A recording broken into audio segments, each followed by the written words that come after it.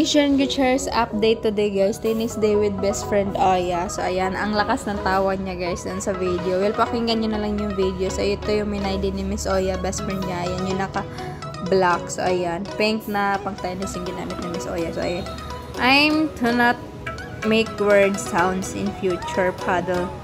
She's. So, ayan siya. Then, nag-ano pa nga sila dyan eh. Nagtatawanan sila ni Miss Janine Gutierrez. Guys, parang, I think nanalo ata sila. I'm not sure kasi nga di na pinakita yung video sa kabila. So, ayan sila.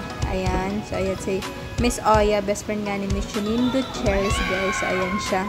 Then, ayan. Oh, ayan. O, diba? Happy yung dalawa. Big nanalo. Then, ito pa, guys. Medyo bad news to. So, ayan siya. Medyo grabe naman yung nambabash kay Miss Janine Gutierrez, guys. Mga babae pa naman. Paano pag may anak kayo, mga te? Well, sa Facebook ko to nakuha, guys. Kasi may isang YouTuber or uploader din ng video. Small YouTuber o basta nag-upload ng video. Ang gulo ko, diba? So, ayan. Yan yung mga comments. As in, grabe, guys. Pag-click mo naman sa mga profile picture, mga babae.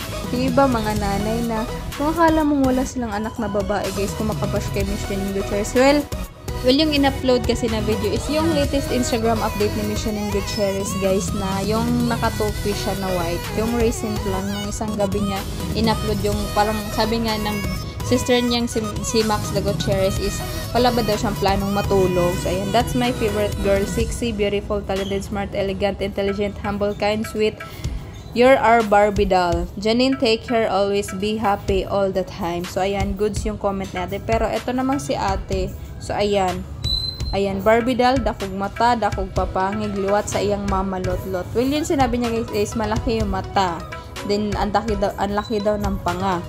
So, ayun siya, liwat daw sa iyang mama is kamukha talaga ng mom niyang si Mami Lot-lot. So, translate ko na lang para sa inyo guys. Sa mga di nakagets ng Bisaya. Well, yun siya.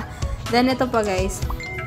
Ew, anhin mong ganda kung walang appeal kahit maghubad pa yan, D-type ni Paulo ang mga ganyang babae na masyadong believe sa sarili. Wala siya kay Kim, daming nagka-crush, may billionaire pang nanliligaw, naka-helicopter pa, idol niya, wala man lang nagka-crush niyan, panhambog, pang ganda, wala namang appeal. Pag-click niyo talaga sa mga profile guys, mga babae, please lang guys, kung ayaw niyo dun sa tao, pwede niyo naman i-block or pwede niyo naman i-scroll na lang. Huwag na lang kayo magsalita ng mga masakit na salita.